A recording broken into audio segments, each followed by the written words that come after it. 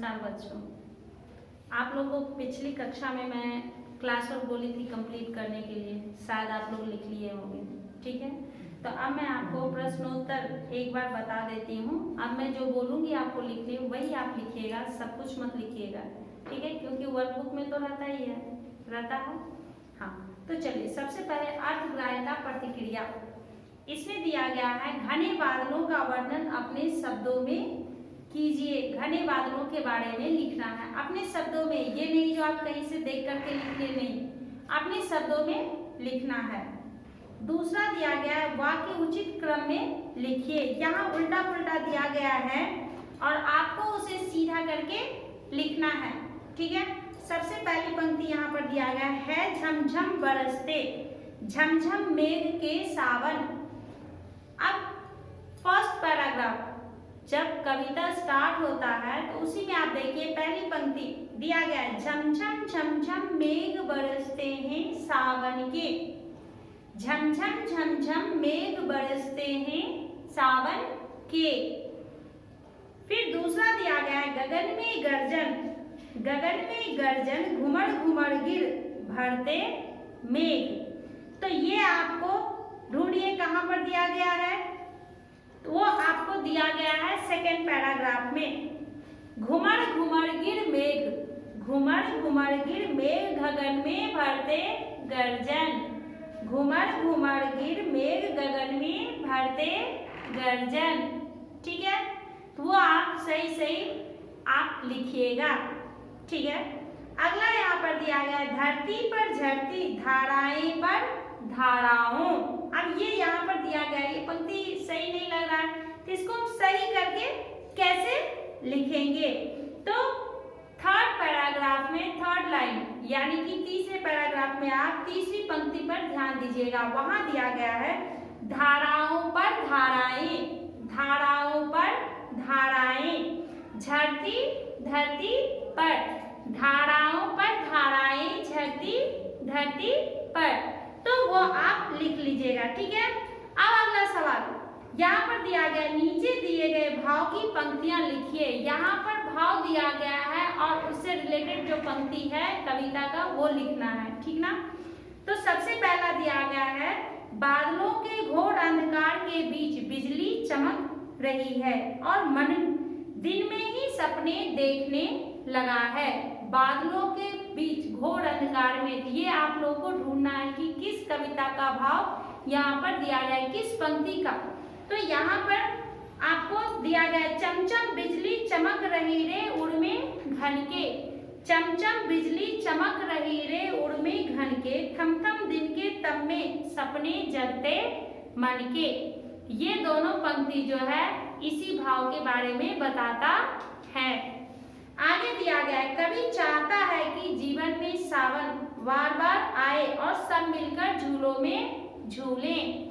अब सबसे अंतिम पैराग्राफ में आप आ जाइए, वहां पर दिया गया है इंद्रधनुष के झूले में झूले मिल सब जन, फिर आए जीवन में सावन मन भावन। सावन जो होता है वो मन भावन होता है, हमारे मन को भाने वाला, मन भावन यानी हमारे मन को भाने वाला। तो वहाँ कहा जा रहा है कि कवि चाहता है कि जीवन में सावन जो है वो बार बार आए और हम लोग झूलों में झूलें। अब आगे दिया गया है पद्यांश पढ़कर प्रश्नों के उत्तर दीजिए। एक पद्यांश दिया गया है, पद्यांश मतलब जानते हैं क्या होता है, पद्यांश यानी कविता, गद्यांश यानी कहानी।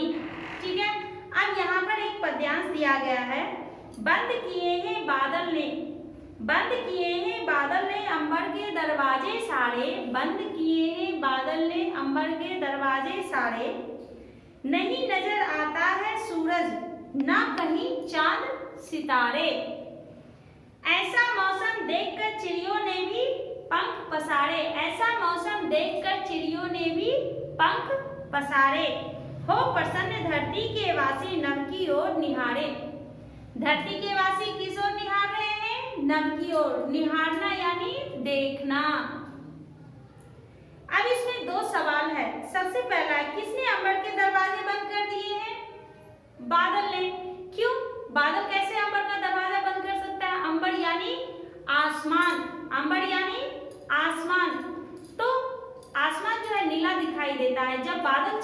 है तो कैसा दिखता है, पूरा काला काला धुंधला दिखना शुरू हो जाता है। तो बादल जो है वो नभ के दरवाजों को बंद कर दिया, अंबर के दरवाजों को बंद कर दिया है।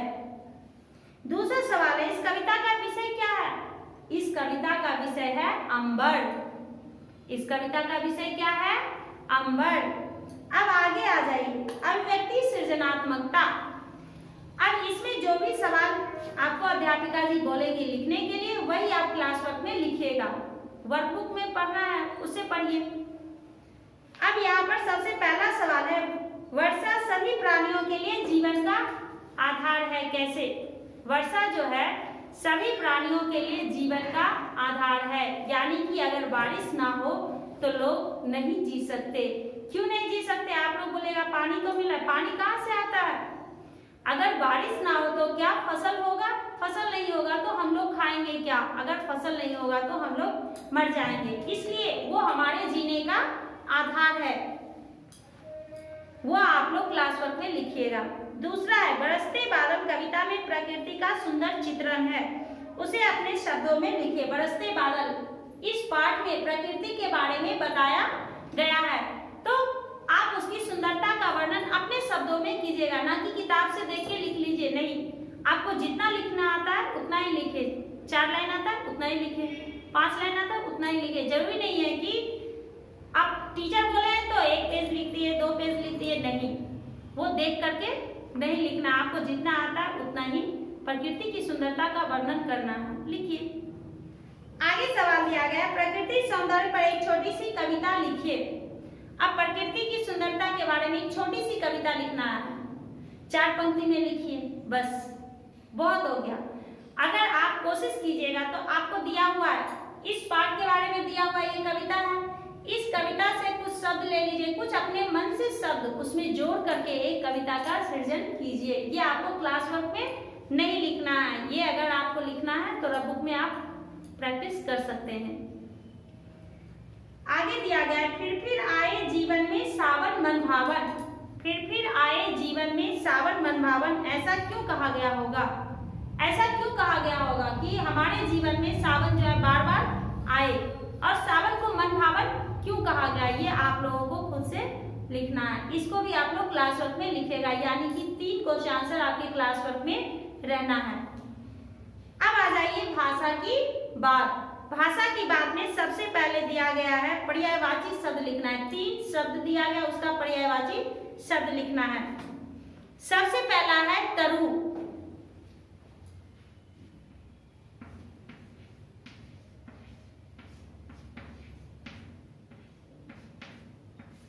तरु यानी पत्ता, आपके वर्कबुक में होगा, लेकिन एक बार आपकी अध्यापिका जी बता रहे हैं तो वो भी ध्यान से जरा देख लीजिए। आगे दिया गया है गगन। सबसे पहले पर्यायवाची मतलब क्या होता है? एक ही शब्द के बहुत सारे अर्थ, एक ही शब्द के बहुत सारे अर्थ, उसको पर्यायवाची बोलते हैं। गगन का क्या होगा? अंबर, नभ, आसमान, आकाश। घन, घन मतलब क्या होता है? बादल, घन मतलब बादल। अब आगे दिया गया है वाक्य प्रयोग कीजिए। 2 शब्द दिया गया है, उसको वाक्य में प्रयोग करना है। सबसे पहला है मेघ। मेघ को वाक्य में प्रयोग कीजिए। क्या आप लोग कर लीजिएगा? ठीक है। तरु, उसका भी वाक्य में प्रयोग कर सकते हैं, अच्छी बात है। अब आगे दिया गया, इन्हें समझिए और सूचना के अनुसार कीजिए। नीचे एक पंक्ति दी गई है, उसको पढ़ करके आप सूचना क्या है ब्रैकेट में दिया गया उसके बारे में कि क्या करना है, उसके बाद ही आपको लिखना है। सबसे पहले दिया गया बादल बरसते हैं, रेखांकित शब्द का पद परिचय दीजिए। बादल, बादल को रेखांकित किया गया है, यानी अंडरलाइन किया गया है। अब बादल का पद परिचय आपको देना है कि बादल क्या है, संज्ञा है, सर्वनाम है। अगर संज्ञा है तो कौन सी संज्ञा है? एक वचन है, बहुवचन है। पद परिचय आपको आगे पढ़ाएंगे, लेकिन अभी मैं आपकी जानकारी के लिए बता रही हूँ कि आप इस तरह से लिखिएगा कि कौन सा एक वचन है, बहुवचन है, कौन सी संज्ञा है, वो सब पूरा लिखना है। फिर दूसरा दिया गया है पेड़ पौधे, पशु पक्षी। अब इसमें समास पहचानना है। आप लोगों को 9th क्लास में टीचर पढ़ाए हैं समास, संधि, सब कुछ भूल गए होंगे, इसलिए आपको मैं बता देती हूँ कि पेड़ पौधे कौन सा समास है? द्वंद्व समास। कौन सा समास है? द्वंद्व समास। पशु पक्षी कौन सा समास है? द्वंद्व समास। अब शब्द संक्षेप, जैसा कि मैं आप लोग को 9th क्लास में पढ़ा चुकी हूँ, अनेक शब्दों के लिए एक शब्द रहता है, अनेक शब्दों के लिए एक शब्द, उसी को शब्द संक्षेप कहते हैं। जैसे कि कविता में मैं पढ़ाई, मन को भाने वाला, एक शब्द में लिखना है मन भावन। मन को हरने वाला मनोहर। जो ज्यादा जानता हो उसको क्या कहते हैं? अधिक पढ़ा लिखा जो होता है उसे क्या कहते हैं? विद्वान। जो अधिक पढ़ा लिखा हो विद्वान। वैसे यहाँ पर दिया गया मन को भाने वाला मन भावन। दूसरा है मन को मोहने वाला मनमोहक। मोहने वाला मनमोहक। अगर रहता मन को हरने वाला तो हम लोग लिखते मनोहर, यहाँ पर मनमोहक। यहाँ पर क्या दिया गया? मन को मोहने वाला। ठीक है, मन को मोहने वाला मनमोहक, मन को हरने वाला मनोहर, मन को भाने वाला मन भावन। ठीक है, आप लोग समझ गए? अच्छी बात है। अब यहाँ पर दिया गया है परियोजना कार्य। केवल आपकी जानकारी के लिए मैं बता देना चाहती हूँ, आपको कुछ लिखना नहीं है, केवल आप समझिए। वर्षा, बादल, नदी, सागर, सूरज, चांद, झरने आदि में किसी एक विषय पर प्रकृति वर्णन से जुड़ी कविता का संग्रह की। अब जैसा कि मैं आप लोगों को बताई हूँ, यहाँ पर एक क्वेश्चन दिया गया, प्रकृति सौंदर्य पर एक छोटी सी कविता लिखिए। तो वो नहीं लिख करके आप ये परियोजना कार्य में जो दिया गया है उसे आप कर सकते हैं। इसमें इतने सारे शब्द दिए गए हैं, उसमें से कोई भी एक शब्द आप छांट लीजिए और उस पर आपको एक कविता लिखना है। अपने ओन से लिखिए या कहीं से किसी से पूछ करके भी लिख सकते हैं। चित्र के साथ उसे प्रदर्शित करना है। ठीक है, समझ गए? अब प्रश्नोत्तर में आप लोगों को किसी तरह की कोई दिक्कत नहीं होनी चाहिए, आप लोग कर सकते हो। हाँ, आप लोग कर सकते हैं। आगे इसमें व्याकरण में आप लोगों को मैं फिर से पढ़ाऊंगी संधि समास। अब इसमें समास का जिक्र किया गया है, पर्यायवाची शब्द का जिक्र किया गया है। तो आपको फिर से एक बार मैं दोहराऊंगी कि किस तरह से समास हम कैसे पहचानेंगे, समास किसे कहते हैं, समास के कितने भेद होते हैं, कौन कौन से होते हैं और किस समास में क्या है। अगली कक्षा में मैं आप लोगों को समास पढ़ाऊंगी। और इसको आप लोग, इसमें एक और दिया हुआ है, सौंदर्य का आदर्श सादगी और शांति है। ये भी आप क्लास वर्क जब कंप्लीट हो तो नीचे आप लोग लिख लीजिएगा। सबसे अंत में ये जरूर लिखिएगा, सौंदर्य का आदर्श सादगी और शांति है। तो इस तरह से आपका पहला पाठ खत्म हो गया। तो आप लोगों को शांति से इसको सुंदर लिखावट होनी चाहिए और क्लास वर्क किस तरह से आपको अध्यापिका जी ने सिखाया था, बस उसी तरह से क्लास वर्क मेंटेन करना है। अब जैसे कि कठिन शब्द आपको 2 पार्ट्स में डिवाइड करके बोले थे लिखने के लिए, बस वैसे ही लिखिएगा। फिर प्रश्नोत्तर जो है, प्रश्नोत्तर नंबर दीजिएगा, सही नंबर दे करके बिट नंबर क्या है। अगर वहां हिंदी में लिखा हुआ है आ तो आप आ ही दीजिएगा, ना कि 1 2 3 4। जिस तरह से रहेगा वैसे ही लिखना है, क्योंकि अब आप लोग 10th क्लास में आ गए और अभी से ही आपको बोर्ड का रूल फॉलो करना है। यानी कि आप लोगों को वार्षिक परीक्षा जब आप लोग बोर्ड एग्जाम लिखिएगा तो वहाँ किस तरह से लिखा जाता है वो आप लोगों को अभी से ही सीखना है, बाद में आप लोगों से कोई गलती ना हो। इसलिए पहले पार्ट से ही मैं आप लोगों को क्लास वर्क में ही बताना चाहती हूँ कि आप लोगों का क्लास वर्क कैसा रहना चाहिए, आप लोग वहाँ कैसे लिखिएगा। ठीक है, इसमें अगर किसी को कोई दिक्कत हो तो आप उसको अंडरलाइन करके रख सकते हैं, जब भी मौका मिले तो आप पूछ सकते हैं। धन्यवाद बच्चों।